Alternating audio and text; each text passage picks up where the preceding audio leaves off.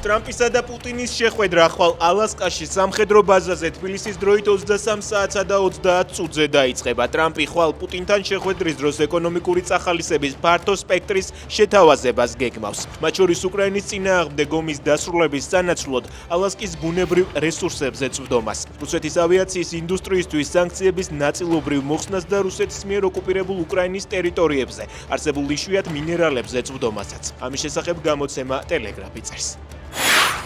ზელენსკი ლონდონში პრემიერ-მინისტრ კირ სტარმერს შეხვდა. ლიდერებმა ალასკაზე შეხვედრის მოლოდინებსა და სავარაუდო პერსპექტივებზე ისაუბრეს. ზელენსკიმ და სტარმერმა უკრაინის არმიისა და თავდაცვითი მრეწველობის მხარდაჭერის პროგრამის გაძლიერება განიხილეს.